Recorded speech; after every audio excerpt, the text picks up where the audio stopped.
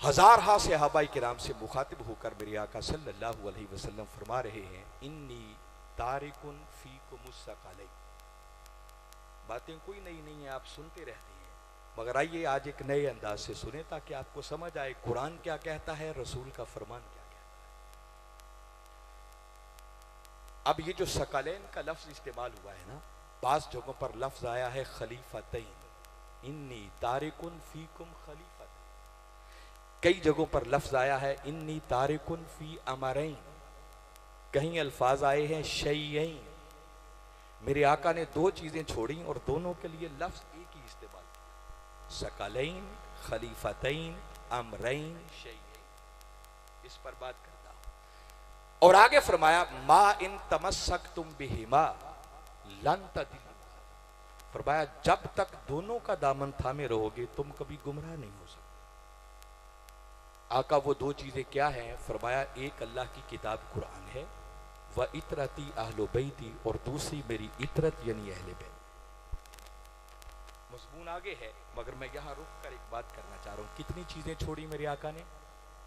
एक अल्लाह की किताब कुरान और उसके साथ दूसरी चीज क्या है? कमली वाले आका सल्लल्लाहु अलैहि वसल्लम की अहले बैत। उस कुरान और अहले बैत का मेरे आका ने जब जिक्र किया है ना, तो दोनों के लिए एक ही लफ्ज इस्तेमाल, सकलैन। दूसरी जगह इस्तेमाल किया तो खलीफतैन। अगर कुरान खलीफा है तो अहले बैत भी खलीफा है। अगर कुरान बड़ी भारी और वजनी शय है तो अहले बैत भी बड़े भारी और वजनी शय है। शैयैन, अमरैन, ये अरबी का एक उसूल है कि अगर दो हम जिन्स, हम वजन, हम मिजाज चीजों का जिक्र करना हो ना, तो एक के आखिर में या नून का इजाफा कर दें, दोनों का मफहूम उसमें जमा हो। मगर ऐसा तब होता है जब दोनों हम मिजाज हो, हम मनसब हो, हम मर्तबा हो, एक जैसे। देखें, नवासे को अरबी में कहते हैं सिबतुन, नवासा। और अगर दो नवासे हो जाए तो क्या कहेंगे? सिबतैन। आखिर में या नून का इजाफा हो गया। एक ही बेटी के दो बेटे, एक ही रिश्ता है, एक जैसे हैं, सिबतैन बन गए। पाँव को कहते हैं रिजलुन, और जब पाँव दो हो जाए तो क्या कहेंगे? रिजलैन। दोनों पाँव एक जैसे हैं, एक शक्ल सूरत है, एक ही काम के लिए बनाई। कान को अरबी में कहते हैं उज़ुनुन, और अगर दो हो जाएं तो कहेंगे उज़ुनैन। दोनों कानों की साख्त एक जैसी, एक ही मकसद के लिए बनाए गए, एक ही शक्ल सूरत, एक जैसे। आंख को अरबी में कहते हैं ऐनुन, और जब आंखें दो हो जाएं तो क्या कहते हैं? ऐनैन। दो आंखें एक जैसी, एक ही काम के लिए, एक ही काम के लिए बनाई गई। बिल्कुल इसी तरह कमली वाले आका सल्लल्लाहु अलैहि वसल्लम ने कुरान और अहले बैत के जिक्र के लिए फरमाया सकलैन। मेरे गुलामों, मैं तुम्हारे अंदर दो भारी चीजों को, हम वजन चीजों को, हम मर्तबा चीजों को, हम मिजाज चीजों को छोड़ के गया। जिसका मतलब यह है कि आका दोनों को एक ही लफ्ज में जमा करके बताना चाहते हैं कि लोगों, अगर जानना चाहते हो कि कुरान कितना बुलंद, तो फरमाया कुरान उतना ही बुलंद जितने अहले बैत बुलंद। और कोई पूछना चाहे कि अहले बैत कितने बुलंद, तो बाबा अहले बैत उतने ही बुलंद हैं जितना कुरान बुलंद है। कोई जानना चाहे कि कुरान अल्लाह को कितना प्यारा, तो भाई कुरान अल्लाह को उतना ही प्यारा जितने अहले बैत अल्लाह को। तो भाई अहले बैत अल्लाह को कितने प्यारे? तो भाई अहले बैत अल्लाह को उतने ही प्यारे हैं जितना कुरान अल्लाह को प्यारा। भाई कुरान अल्लाह के कितने करीब? भाई जितना अहले बैत करीब। और अहले बैत अल्लाह के कितने करीब? जितना कुरान।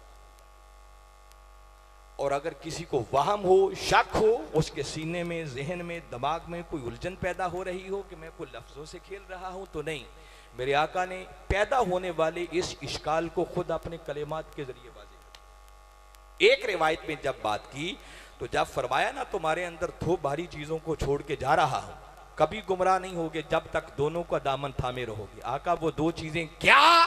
फरमाया दो का नाम बाद में बताता हूं, पहले एक बात सुन।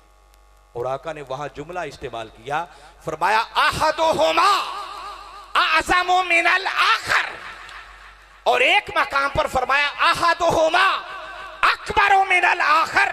फरमाया जो दो चीजें जिक्र करने वाला हूं जो हम मर्तबा, हम मिजाज तुम्हारे अंदर छोड़ के जा रहा हूं, फरमाया याद रखो दोनों में से हर एक वो दूसरी से बढ़कर है। मेरे आका ने नहीं फरमाया अव्वलु होगा कि दोनों में से जो पहली बयान होगी वो बाद वाली से ज्यादा बेहतर है, ऐसा नहीं फरमाया। नहीं फरमाया आहदुहुमा, भाई दोनों में से हर एक अकबरों में आखिर वो दूसरी से बढ़कर है, जिसका मतलब कि कुरान अहले बैत से बढ़कर है और अहले बैत अल्लाह के कुरान से बढ़कर है। खबरदार दोनों में से किसी को हल्का ना जानना, किसी को लाइटली ना लेना, किसी के हवाले से गफलत का शिकार ना होना। दोनों एक दूसरे से बढ़कर हैं और जब तक दोनों का दामन थामे रहोगे तुम कभी गुमराह। अब जो मेरे आका ने कलिमात इस्तेमाल की, ये जुमला भी काबिल गौर है। फरमाया दो चीजें छोड़ के जा रहा हूं, मा इन तमस्सक तुम बेहिमा, जब तक दोनों का दामन थामे रहो। और आगे नहीं फरमाया ला तदिल्लुबा, तुम कभी गुमराह नहीं हो, इतनी बात नहीं है, बल्कि फरमाया लन तदिल्लुबा। जब मुजारे पर लन दाखिल हो जाए तो ये नफी की ताकीद का माना देता है, जिसका ये माना नहीं कि तुम गुमराह नहीं हो सकते। फरमाया जिस खुश नसीब ने इन दोनों का दामन थाम लिया, मैं मुस्तफा इस बात की जमानत और गारंटी फराहम कर रहा हूं कि दुनिया इधर से उधर हो सकती है, वो हरगिज हरगिज हरगिज गुमराह नहीं हो सकती। जोर दे के मेरे आका बात कर रहे हैं, और आका जब कोई बात करते हैं तो अपनी मंशा से नहीं, अपनी मर्जी से नहीं। वमा यंतिकु अनिल हवा इन हुवा इल्ला वाह्युन यूहा, ये रसूल उस वक्त तक जुबान ही नहीं खोलता जब तक अल्लाह की वही ना आ जाए। रसूल के फरमान को लाइटली मत लें, वो भी अल्लाह की वही होती है। फरमाया तुम हरगिज हरगिज गुमराह नहीं हो सकते। आका कब तक? फरमाया जब तक एक हाथ में दामने कुरान रहेगा और दूसरे हाथ में मेरी अहले बैत का दामन। फरमाया जिसने दोनों के दामन को थाम लिया, मैं रसूल इस बात की जमानत और गारंटी दे रहा हूं कि उसके ईमान में कोई तजल्जुल नहीं आ सकता, वो कभी राह रात से गुमराह नहीं हो सकता, वो हिदायत की राह से कभी। जिसका दूसरा माना यह है कि जिस बदबख्त के हाथों से दोनों में से एक का दामन भी छूट गया, खा वो कुरान का दामन छोड़ बैठा या अहले बैत का दामन छोड़, फरमाया फिर उसके बाद वो नमाजें पढ़ता रहे, हज करता रहे, उम्रे करता रहे, वाज़े तबलीगे करता रहे, जो कुछ करता रहे, फरमाया वो सब कुछ हो सकता है, मगर ऐसे बदबख्त के ईमान की हिफाजत की कोई जमानत और गारंटी नहीं। ईमान उसी का सलामत है जिसके एक हाथ में दामने कुरान होगा और दूसरे हाथ में मुस्तफा की अहले बैत का दामन। दोनों का दामन थामेंगे तो निजात होगी। अगर कोई एक दामन भी छोड़ दिया तो वो कभी भी कामयाबी की मंजिल तक पहुंच सकता है। यही वजह थी, कुरान की बात तो हम समझते हैं, मेरे आका ने हदीस मुबारका के अगले हिस्से में बताया कि कुरान गया है फीहिल हुदा व नूर, जिसमें हिदायत, जिसमें नूर। फिर जोर दिया, फरमाया इस कुरान का दामन मजबूती से लोगों को तरगीब दी, इस पर उबारा, मुतवज्जे की। और जब आका की इतरत और अहले बैत की बात आई तो एक रिवायत में मेरे आका ने 3 मरतबा ये जुमला दोहराया।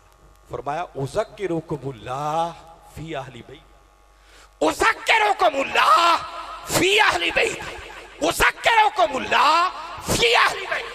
फरमाया मेरे गुलामों, मेरे सहाबियों, मैं तुम्हें अपनी अहले बैत के बारे में अल्लाह की याद दे, अल्लाह के खौफ की तरफ मुतवज्जे करता हूं। कभी मेरी अहले बैत के हवाले से गफलत का शिकार ना होना, उन्हें हल्का ना जानना, उन्हें लाइटली ना जानना। मेरी अहले बैत के हवाले से हमेशा खुदा के खौफ से डर, उनका दामन ना छोड़ो। 3 मरतबा मेरे आका ने। तो हाज़रीन मुकर्रम में बताना ये चाह रहा हूं कि कुरान भी वही ऐलान कर रहा है, कमली वाले आका भी वही ऐलान कर रहे हैं कि अगर अपने ईमान की हिफाजत चाहते हो, हिदायत की राह पर गामजन रहना चाहते हो, तो फरमाया ईमान उसी का महफूज रहेगा। हिदायत की राह पर वही गामजन रह सकता है जिसके एक हाथ में दामने कुरान होगा और दूसरे हाथ में कमली वाले आका की अहले बैत का दामन। ये वजह थी कि मेरे आका ने फरमाया कि मेरी अहले बैत की मोहब्बत की मिसाल कश्ती नूह की मानद है। जो मेरी अहले बैत की मोहब्बत की कश्ती में सवार हो गया, फरमाया नजा, वो निजात पा गया। और जिसने मेरी अहले बैत की मोहब्बत से मुंह मोड़ा, एराज किया, फरमाया गारे का, वो बदबख्त गर्क हो गया, तबाह हो गया। मैं सिर्फ आका की हदीस मुबारक ही सुनाना चाहूँ या सिर्फ कुरान की आयतें ही पढ़ना चाहूँ ना, तो मैं बड़ी आजिज़ी से अदना सा एक तालिब इल्म होने के नाते कह रहा हूँ कि आपकी रात बीत जाए मगर अहले बैत की